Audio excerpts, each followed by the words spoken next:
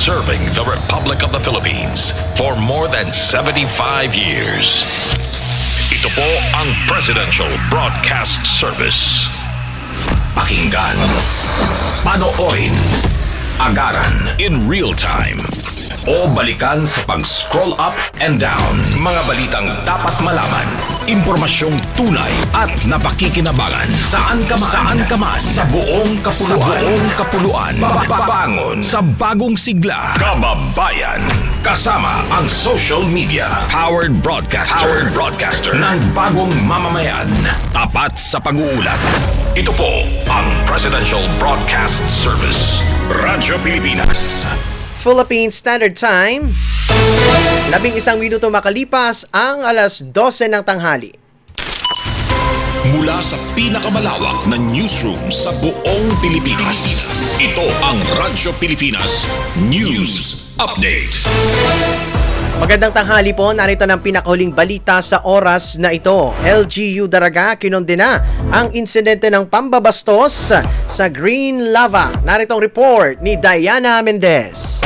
Radyo Pilipinas Report. Mariing kinundina ng lokal na pamahalaan ng Daraga, Albay ang insidente ng pambabastos sa Mayon Volcano View Area o Green Lava na kumalat sa social media. Ayon kay Mayor Victor Perete, inatasan na ang Daraga Tourism, Culture and the Arts Office, Municipal Environment and Natural Resources Office at Daraga Municipal Police Station na magsagawa ng investigasyon upang mapanagot ang mga sangkot sa batas. Maglalabas din ang alkalde ng executive order para sa pagbabalangkas ng ordinansa na magtatakda ng mga patakaran sa mga turista at residente upang maprotektahan ang mga pamanang kultural at turistang lugar sa bayan. Ang insidente ay nagugat sa isang viral post kung saan makikitang nakahubad ang ilang individual sa nasabing tourist spot. Ayon sa alkalde, freedom of expression must never come at the expense of decency, respect, and cultural dignity. Pinaalalahanan din ng LGU ang publiko na maging responsable sa paggamit ng social media at pagtataguyod ng responsableng turismo.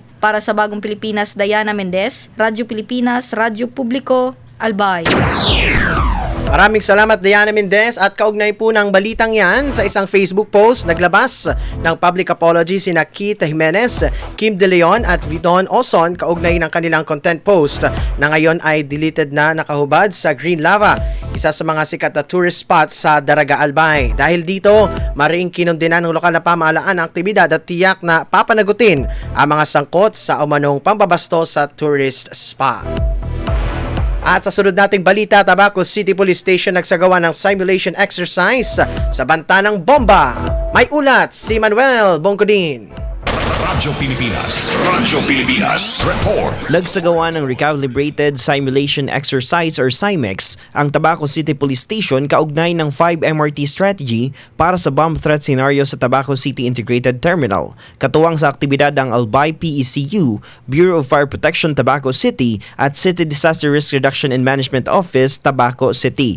Pinangunahan ni Police Lieutenant Colonel Edmundo A. Cerillo Jr., Chief of Police ng TABACO City, ang paunang briefing bago ang pagsasagawa ng simulation. Sa simulation, agad tumugon ang mga responding unit matapos matanggap ang ulat ng umano'y banta ng bomba. Nagsagawa ng paneling operations ang Albay PECU upang masuri ang lugar. Matapos ang masusing inspeksyon, idineklara itong ligtas at walang natagpuang eksplosibo. Matapos makumpleto ang operasyon, nagsagawa ng debriefing upang talakayin ang naging resulta at mga dapat pang pagbutihin sa koordinasyon ng mga ahensya.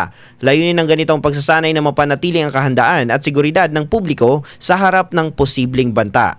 Para sa Bagong Pilipinas, Emmanuel Bongkodin, Radyo Pilipinas, Radyo Publiko, Albay. Maraming salamat Manuel Bongkodin. Sunod nating balita, pininturahang mga lapida sa Legazpi City Public Cemetery, pinalinisan na ng lokal na pamahalaan ng Legazpi. Narito ang report ni Elver Arango. Radyo Pilipinas Report. Matapos matanggap ng lokal na pamahalaan ng Legazpi ang impormasyon tungkol sa nasa 50 umanong lapida na pininturahan ng puti sa Legazpi Public Cemetery nang hindi pa nakikilalang salarin, agad na ipinagutos ni Legazpi City Mayor Hisham Ismail ang pagpapalinis nito. Nitong Lunes sinimulang linisin ng City Engineering Office at empleyado ng nasabing sementeryo ang mga lapida. Ayon kay Mayor Hisham, nakakalungkot at hindi aniya makatao ang ginawang ito dahil mayroon din umano itong mga pamilya. Nananawagan ng alkalde na kaagad ipagbigay alam sa kanya o pumunta lamang sa opisina niya kung sakaling may nakakita o may makitang ganitong gawain. Para sa Bagong Pilipinas, Elver Arango, Radyo Pilipinas, Radyo Publiko Albay. Maraming salamat, Elver Arango. At sa sunod pa nating balita, umarangkada sa bayan ng Bulan sa Sorsogon ang LOWLAW Project ng Pamahalaang Panlalawigan ng Sorsogon na isang programang naglalayong direktibang bilhin ng Kapitolyo ang lawlaw o tamban mula sa mga mangingisda at ipamahagi ito ng libre sa mga barangay. Ayon sa Sorsogon Provincial Information Office, bahagi ito ng 7K Plus program na nagtataguyod ng mas matatag na kita para sa mga lokal na mangingisda upang maiwasan ang pagkalugi dahil sa mababang presyo ng isda sa merkado. Personal na pinangunahan ni Governor Buboy Amor ang pagbili ng lawlaw sa Biton Bulan at sila mismo ang nagbantay sa distribusyon ng libreng isda sa mga piling barangay ng Bulan at Irusin. Ayon sa gobernador, matagal na niyang plano ang ganitong proyekto na ngayon ay suportado ng Sagip Saka Act na nagbibigay ng pahintulot sa mga lokal na pamahalaan at direktibang bumili mula sa mga kooperatiba ng magsasaka at mangingisda.